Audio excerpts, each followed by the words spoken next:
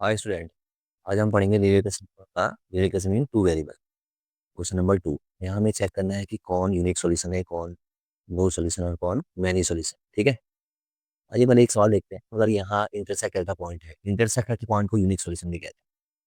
तो हम पहला क्वेश्चन करते हैं। सबसे पहले तो हम ये समझ लेते हैं कि normally linear equation in two variable किस पर डिपेंड करती है। A x plus b y plus c equals to 0। यानी कि आपका ये ए है, ये बी और ये सी। तो हम जैसे पहला वाला क्वेश्चन कर रहे हैं, तो वाला क्वेश्चन करते हैं। A1/A2 equals to B1/B2। ठीक है। और चेक करते हैं। अगर ये नॉट इक्वल्स निकला, यानी कि A1/A2 not equals to B1/B2, तो ये कहलाएगा यूनिक सॉल्यूशन, यानी कि इंटरसेक्ट एट द पॉइंट। तो चेक करते हैं। अब A1 की वैल्यू कितनी है, 5। मैंने आपको बताया ना किस पर डिपेंड करता है, ये AX plus BY plus C। तो A1 की वैल्यू कितनी है, 5। और A2 की वैल्यू कितनी है, ये 7। ठीक है। Equals B.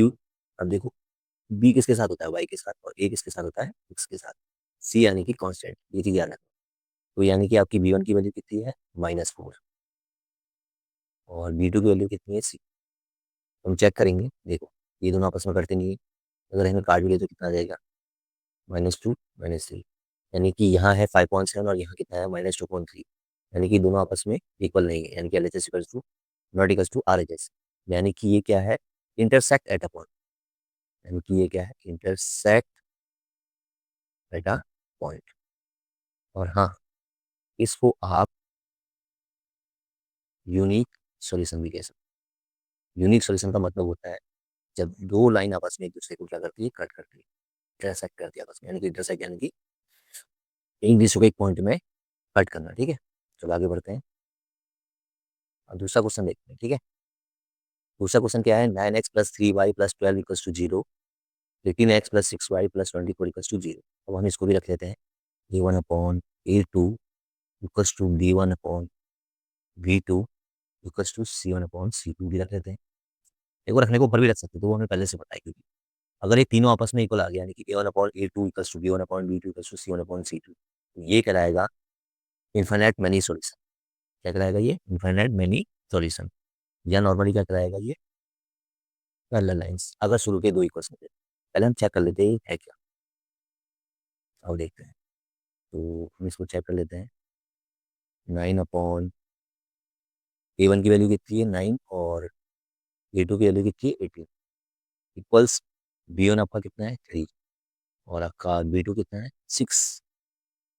इक्वल्स C1 कितना है, 12। हाँ, थोड़ा आप शुरू में भी देख सकते हैं, ऐसा कुछ नहीं।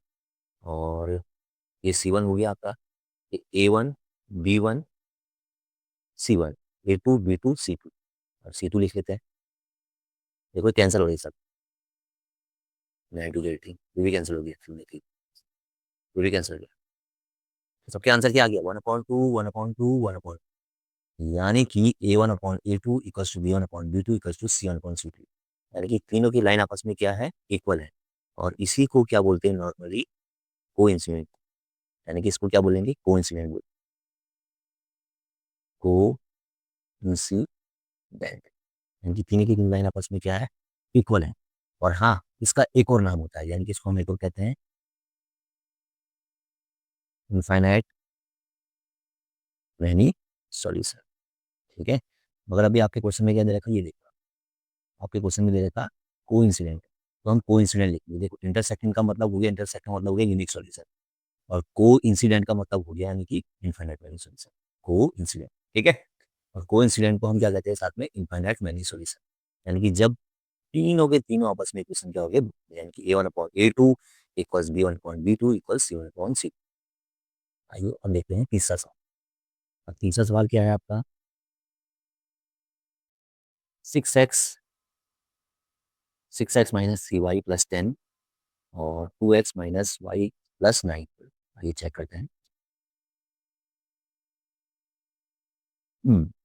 अब हम रखते हैं A1/A2 = B1/B2 = C1/C2। यहाँ भी इक्वल्स रख दिया। चेक करते हैं। तो A1 की वैल्यू कितनी है, 6। और B1 की वैल्यू, सॉरी, A2 की वैल्यू कितनी है, 2।